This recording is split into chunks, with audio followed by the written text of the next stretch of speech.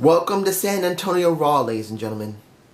When you look at this Raw, if you found things in it you liked, that's great. In general, the Raw was average. And for WWE right now, average is good because they have not done very good with their product in the last month. So this is actually better than what we normally would get. The ending was something I was actually happy to see. And I'll explain that in a few minutes, but let's get everything else out of the way.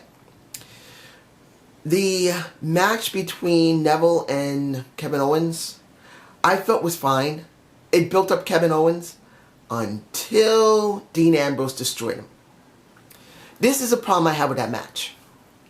I have no problem that Kevin Owens beat a Neville. They both have faced each other in NXT, which they don't really emphasize a lot anymore at all. NXT is almost oblivious now.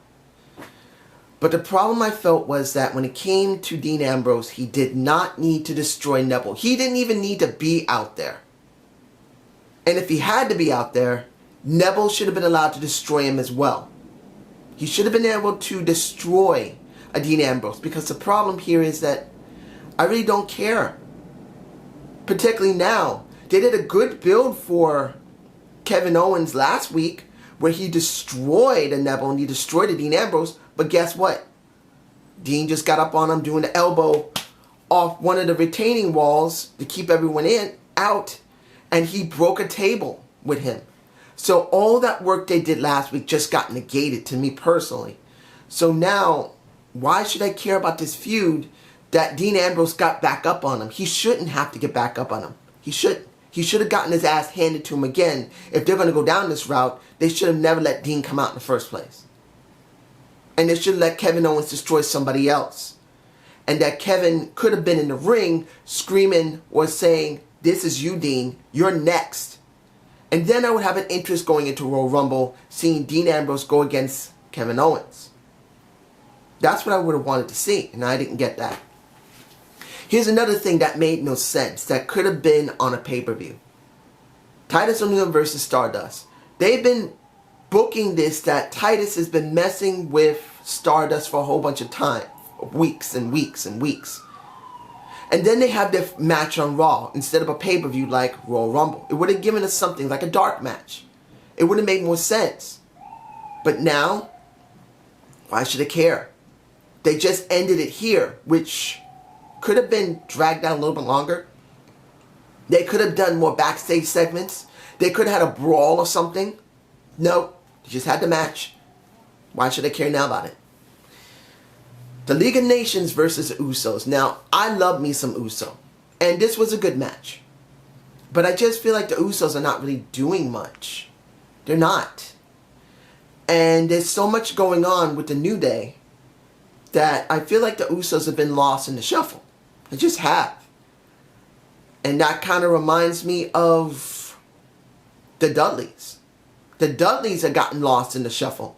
Look, I'll talk about what happened with Chris Jericho and New Day in a minute. But when it came to the match between the Dudleys and Kalisto versus New Day, it was a good match. And who was it? It was Devon who got pinned by Big E. There's no problem with that. But shouldn't the Dudleys be doing something? They came back last year. And they should be doing something substantial for the tag team division. And we don't have that. It just upsets me to see a good tag team just going to waste. Like the Usos, the Dudleys are not doing anything. They're really not. Maybe if you turn them heel, maybe then we could do something interesting. And even though the New Day is heelish, you could flip them into a face. And in a way they're so entertaining, it might work. But to be honest, I wouldn't want to flip the New Day. I don't want to see the New Day flip. But if you have no choice but to do something with the Dudleys, you want to get them over, I would try to flip the New Day faces so that Dudleys will have something to do. Because the New Day is the most entertaining team we have. Not taking anything away from the Usos. I love me the Usos. I love Jimmy and Jay. I do. And it looks like Jay seems to be better. I guess maybe for me personally, I think since he came back, he just didn't feel like he was in the groove yet. Now he does seem like he's back in the groove, so I'm pretty much happy about that. But I just wish they were doing something more.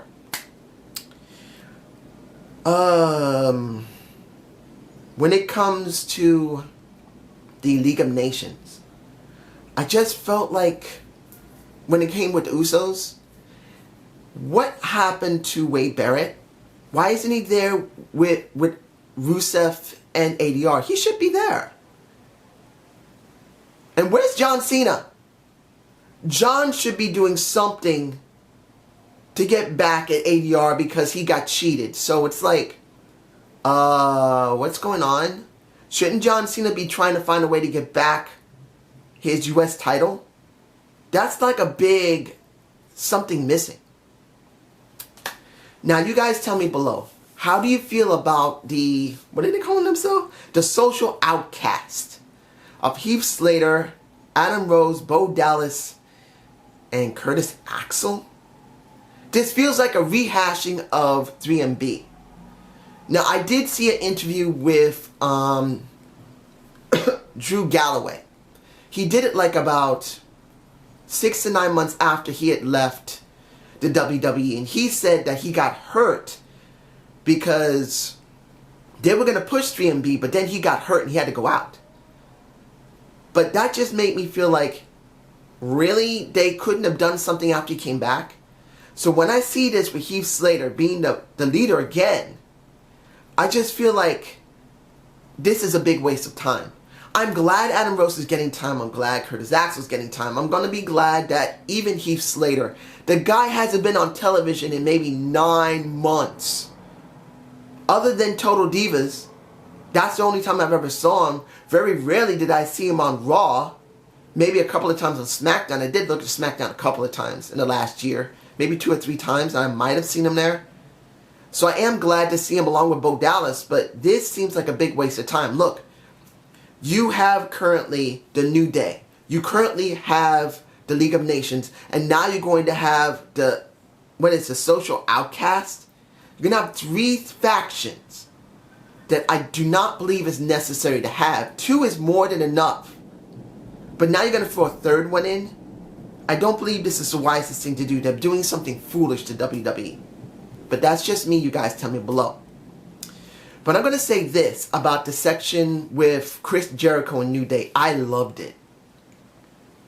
I loved how New Day was talking. I did see, just a little while ago, Mike Tyson brushed his butt on one of those hoverboards that, mind you, people be careful if you find out if it's from Japan or from China. If they've been made generally in Japan, supposedly there's some that have been made in Japan or in America, they're not prone to their batteries catching on fire. From what I understand, the Chinese ones do, so be careful. I don't have one. I can't use it because of my injury. But I saw, and that was some bad fall he took. But taken away from Mike Tyson, I loved hearing the New Day. I loved hearing Chris Jericho. Now he's going to be in the Royal Rumble. I really believe that Chris spoke very truthfully about the ratings, the attendance, the network. He spoke truthfully, which I felt was actually a nice breath of fresh air coming from a Chris Jericho, and it made sense. The crowd in San Antonio really embraced that bit.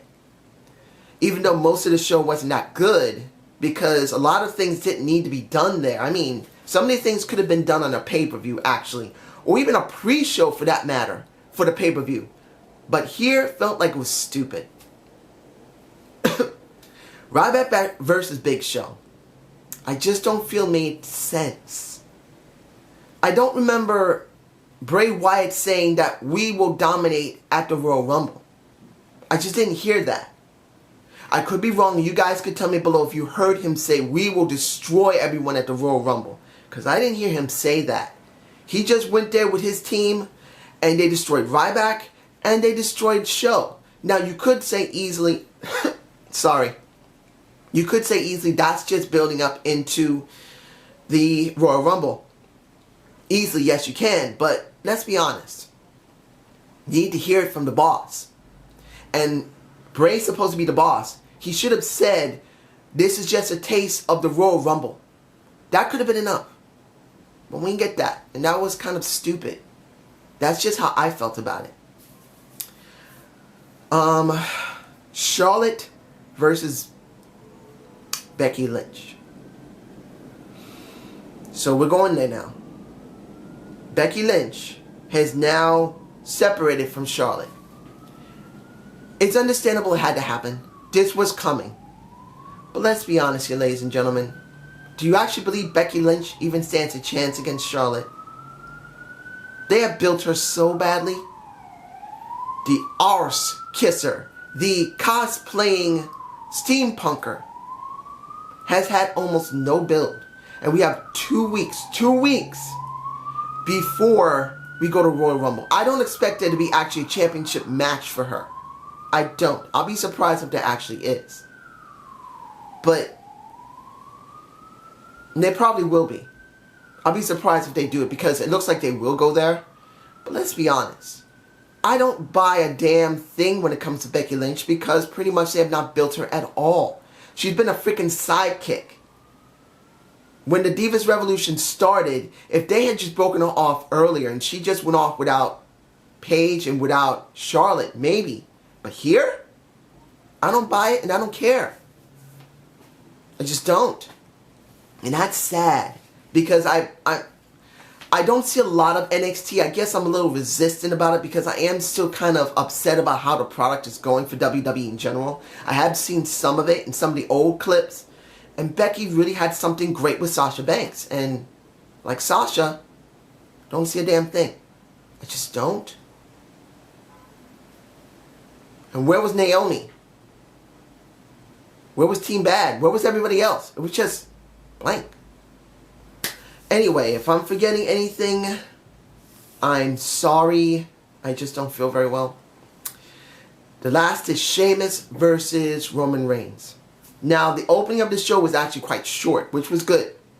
It was shorter than normal. It was maybe about 6 to 7 minutes. Normally, it's like 15 minutes, so they shortened that mess down, and I liked it. Roman spoke pretty well, and I was alright with that, too. Seeing Sheamus with Mr. McMahon halfway through the show was okay. There was 2 things I cared about at the end of the show. Just 2. One, Vince still has the freaking guns at 70. He's like Jack LaLanne before he died. Jack LaLanne was able to pull, while swimming, 10 rowboats. That's not a joke. That's the truth.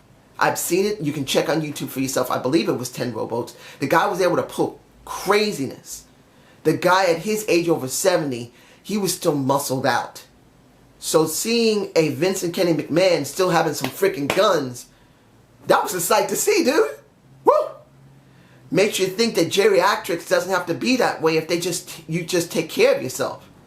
And I used to work in a nursing home, so I know the darker side of how weak and sick you can get. But that was one of the highlights. The match itself was okay. It wasn't bad. It wasn't great, but it wasn't bad. Seeing Steph pop a little boob out almost while trying to yell at Roman Reigns before her dad got slammed into the ring ropes and flew her over into the ring, that was interesting. But the thing I liked the most was that Vince said simply, "You're defending your title at Royal Rumble."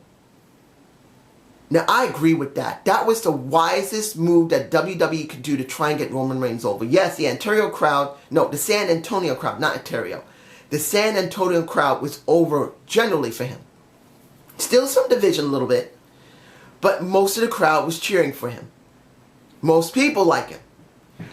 But they really want to get him over heavily. So they must throw him in the Royal Rumble. My question is where they're going to put him. If I had to take a guess, I think he has to be number 2. Big Show is going to be 1. That's obvious. He's already said unless they're going to change it. I believe that Roman Reigns must be number 2. And I'm going to stick by that. If he can last through everyone as number 2 or under 10. If he's not number 2, let him be number 5. Let him be number 6. Somewhere the first 5 or 6. If he's upper in the card of the Royal Rumble, I just don't believe it's going to work. He has to be near the beginning of the Rumble. He must, or it's just not going to get everyone over. People are just going to say that they want him to be loved so much, WWE. We're not going to give a fuck. We're just going to turn on him. Fuck him. So if they really want to get him over, he has to be at the very beginning, as close to number 2 as possible, or number 2 prevalently, like Shawn Michaels number 2, I believe. So that's what I'm hoping for. But overall, the show was average. And to be honest, for the WWE, that's actually better than what they've been doing in the last 2 months. 1.5 to 2 months. There's been terrible ratings. So having an average show is actually good for them. But this is just my point of view. How about you? And I hope you enjoyed the Zane View. Please give me a comment below. I am going to be releasing my next Booking the Wrestler tomorrow or tonight. I'm not sure when I'm going to release it. It's going to be a 4-part series. Instead of the regular 3, this is a 4. And I don't really describe it in the videos. It's going to be 4 because I was still considering, do I want to make it 4 or 5 or 6? But this is going to be Bray Wyatt versus Bo Dallas.